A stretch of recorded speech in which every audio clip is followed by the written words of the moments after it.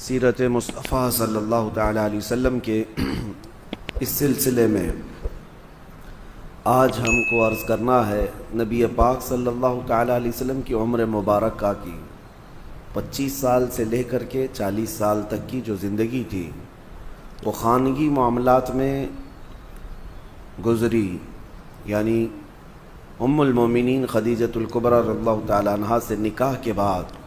نبی پاک صلی اللہ تعالیٰ علیہ وسلم نے وہ بھرپور زندگی اور ایک مثالی زندگی پوری دنیا کے لیے عطا فرمائی۔ 40 سال کی عمر پاک جب ہوئی آپ کی تو آپ تنہائی پسند کرنے لگ گئے، بھیڑ بھاڑ سے اپنے آپ کو دور کر لیا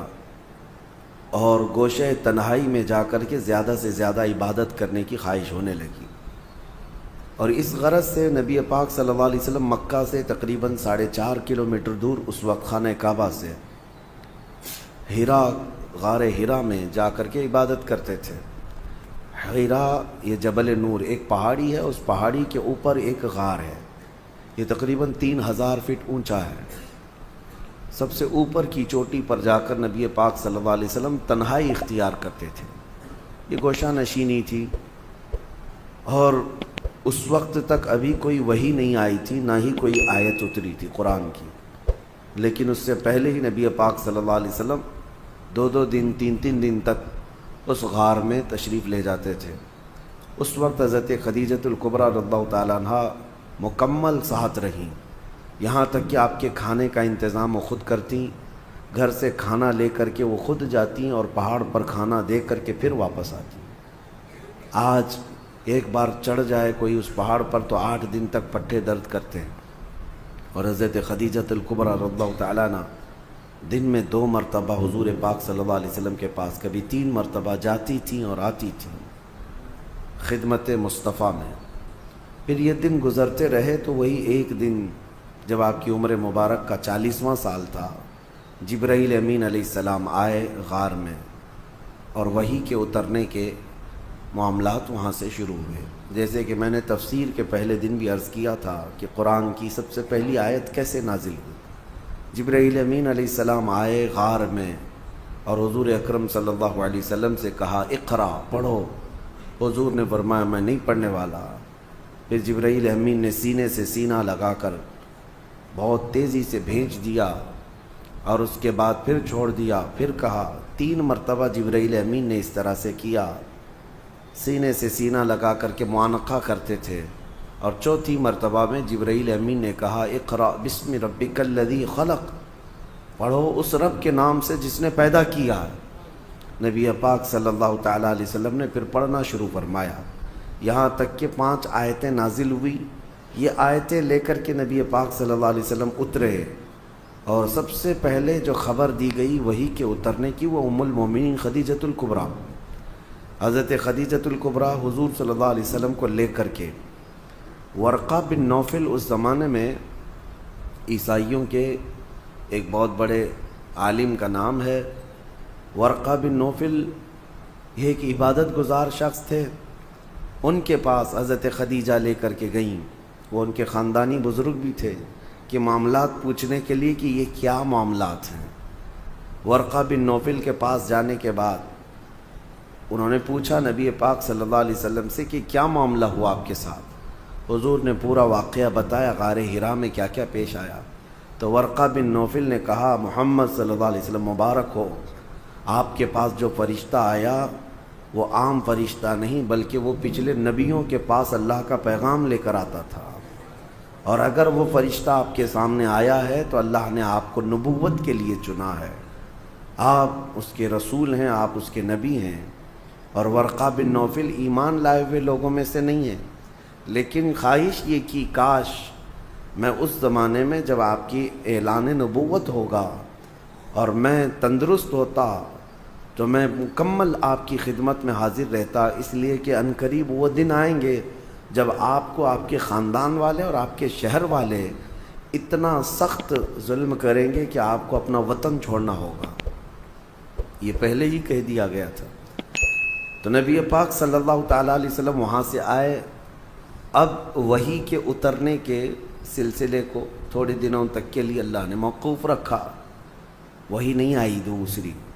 لیکن رسول پاک صلی اللہ علیہ وسلم کو مکمل اس بات کی تمنا رہتی، اس وحی کے انتظار میں حضور صلی اللہ علیہ وسلم سرگرداں رہتے، کیونکہ ایک بار جو پیغام محبت آیا ہے اس پیغام محبت کو دوبارہ سننے کا شوق۔ پھر ایک بار مکہ کے بازار سے گزر رہے تھے، کسی نے پکارا محمد محمد، نبی پاک صلی اللہ علیہ وسلم کا نام۔ حضور نے پلٹ کر کے اس آواز کی طرف دیکھا تو آسمان اور زمین کے بیچ میں وہی فرشتہ یعنی جبرائیل امین، وہ اتنی بڑی شکل میں کرسی پر براجمان ہے۔ نبی پاک صلی اللہ علیہ وسلم نے پہلی مرتبہ یہ منظر دیکھا جبرائیل کو اس حالت میں، تو اس کے بعد آسمان اور زمین پورا اس فرشتے سے بھر گیا ہے، جبرائیل امین سے۔ پھر نبی پاک صلی اللہ تعالیٰ علیہ وسلم گھر تشریف لائے اور پھر اس وقت کہنے لگے زمیلونی زمیلونی، مجھے چادر اوڑھاؤ، سخت ٹھنڈی لگ رہی ہے۔ جسم کے اندر وحی کے اترنے کے جو آثار تھے، وہ پوری باڈی شیک ہوتی تھی۔ اس کے بعد آپ گھر میں لیٹے تھے، اسی حالت میں جبرائیل امین نے 19 آیتیں لے کر کے حضور اللہ تعالیٰ کی طرف سے پہنچایا، یا ایھا المدثر قم فانذر وربک فکبر۔ یہ آیتیں تھیں، اللہ تعالیٰ نے اپنے نبی کو مدثر کہہ کر پکارا، اے مدثر اٹھو، قم فانذر، لوگوں کو اللہ کا خوف دلاؤ، وربک فکبر، اور تمہارے رب کی تکبیر بلند کرو، اللہ اکبر کہو۔ پھر یہاں سے احکام شروع ہوئے۔ اب نبی پاک صلی اللہ تعالیٰ علیہ وسلم کو باضابطہ حکم ہوا کہ آپ اپنی قوم کے سامنے اعلان فرمائیں، اور اس سے پہلے اللہ تعالیٰ نے ایک حکم یہ فرمایا وَأَنذِرْ عَشِيرَتَكَ الْأَقْرَبِينَ، آپ پہلے اپنے رشتہ داروں کو اللہ کا خوف دلاؤ۔ سب سے پہلے جو شروعات ہوئی وہ یہاں سے، حضور اکرم صلی اللہ تعالیٰ علیہ وسلم نے سب سے پہلے اپنے گھر والوں میں اپنے سارے چچاؤں کو، اپنی پھوپھیوں کو، اپنے رشتہ داروں کو جمع کیا، اور جمع کر کے ان کے سامنے دعوت اسلام پیش کی۔ سب سے پہلا مرحلہ یہی تھا دعوت کا، اپنے گھر سے شروع کیا، اور ان کے سامنے اس دعوت کو رکھا۔ ان میں اکثر لوگوں نے انکار کر دیا، اکثر لوگوں نے انکار کر دیا، وہ اپنے پرانے ڈھنگ پر ہی قائم رہے، کسی نے التفات نہیں کیا، توجہ نہیں کی۔ پھر یہاں تک کہ نبی پاک صلی اللہ علیہ وسلم کی جو امیج تھی پورے مکہ میں ویسی تھی کہ حضور کی بات پر لوگ آنکھ بند کر یقین کرتے تھے، بڑی بڑی امانتیں رکھتے تھے۔ تو ایک دن حضور صلی اللہ علیہ وسلم نے جبل ابو قبیس، وہاں پر مکہ میں ایک پہاڑی ہے یا اس کے قریب ایک پہاڑی، اس پہاڑی کے پاس سارے مکہ والوں کو بلایا کہ سب کے سب آ جاؤ، اور حضور کی آواز پر پورا مکہ جمع ہو گیا۔ تب نبی پاک صلی اللہ علیہ وسلم نے ان سے ایک سوال کیا، کہا کیا تمہارا خیال ہے میرے متعلق اگر میں یہ خبر دے دوں کہ اس پہاڑ کے پیچھے ایک فوج ہے جو تمہیں مارنے کے لیے کھڑی ہے، تو تم کیا میری اس بات کا یقین کرو گے؟ مکہ والوں نے ایک آواز میں کہا تھا، ہم نے تمہارے بچپن سے لے کر اب تک کبھی جھوٹ سنا ہی نہیں،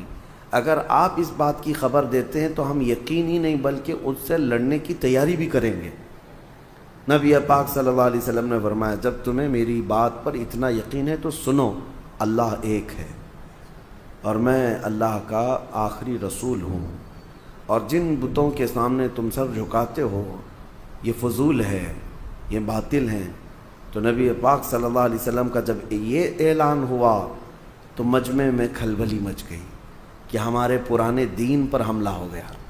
ہمارے دھرم پر حملہ ہو گیا ہے۔ اور پھر اسی مجمع میں سے ایک شخص کھڑا ہوا اور اس نے سخت جملوں میں بات کہا، تباً لک یا محمد الہذا جمعتا، نعوذ باللہ، اس نے کہا برا ہو اے محمد تمہارے ہاتھ ٹوٹ جائیں، کیا تم نے اس کام کے لیے ہمیں یہاں جمع کیا تھا؟ یہ بولنے والا حضور صلی اللہ علیہ وسلم کا سگا چچا ابو لہب تھا۔ حضور پاک صلی اللہ علیہ وسلم کو زندگی میں سب سے پہلا برا جملہ کہنے والا یہی شخص تھا، کیونکہ اتنے سالوں میں کبھی کسی نے انگلی بھی نہیں اٹھائی۔